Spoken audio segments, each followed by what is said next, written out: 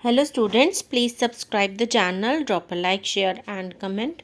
This is exercise number 17 of the Progressive Monthly Magazine, February 2023 on the speed of 90 words per minute. Start. Mr. Deputy Speaker, Sir, a discussion on the budget presented by our youthful Honorable Prime Minister is in progress in the House. I rise to present some views and certain suggestions in support of it. 76% people in this country, and particularly the rural people, have welcomed the budget wholeheartedly. On the one hand, this budget would accelerate the pace of development, strengthening the economy, and on the other, it is hoped that there will be far reaching consequences for agriculture and industrial development.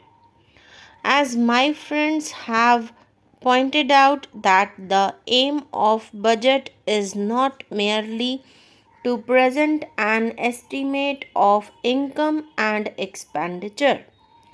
Instead, its aim is to point out as to what direction the economy would take in future, what percentage of people would be benefited, what are the priorities, and so on. It is through the medium of budget that the government gets an opportunity to convey all such matters to the public. Among the priorities which have been fixed by the Honorable Prime Minister in the budget of 1987-88, rural development and poverty elimination programs have been given a special emphasis. The setting up of the National Labour Commission for improving the lifestyles and economic standards of the unorganized labor in our rural areas is due to his insight and imagination. It shows his concern for the poor and his socialistic way of thinking. According to an estimate of a national newspaper, about 20 crores of people fall in the category of agricultural labor and to whom the basic necessities of life, that is, food, clothing, and shelter, are not available even today, and they must get these facilities on a priority basis. I want to congratulate the Honorable Prime Minister for paying his attention to that section and for making special efforts to uplift them by setting up this commission. This work should be done properly, surveys should be conducted, and proper direction should be given for implementing the various socio-economic programs in the rural areas. It would not be correct to think that we would achieve success by merely setting up a commission. Similarly, rupees 200 crores have been earmarked in the budget for poverty alleviation programs like IRDP, NREP. 2 points are clear from this. The young educated people in the rural areas are going to get employment new. The Integrated Rural Development Program might help in this direction, and in the 6th 5-year plan and 7th 5-year plan, About 2 crores of people have been benefited under this program, which no one can deny.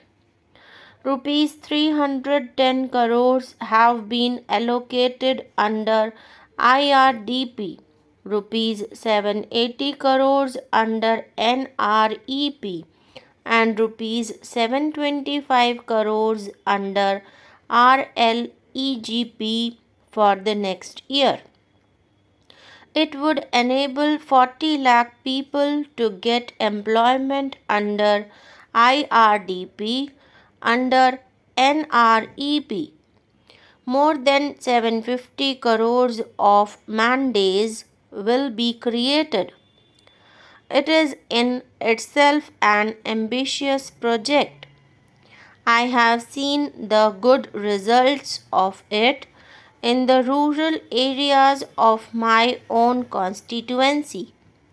The unemployed people in these areas have got employment. Agricultural laborers have got employment. When earlier people used to get work for 3 months or for 6 months in a year and earned only rupees 4 per day, nowadays they get employment more frequently and earn rupees 10 per day as wages. The earnings have increased.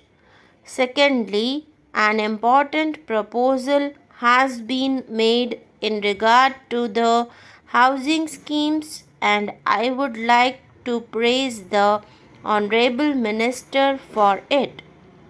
Highest priority has been given to the housing schemes in both rural and urban areas, for which I want to congratulate the Honorable Prime Minister on behalf of crores of people of this country.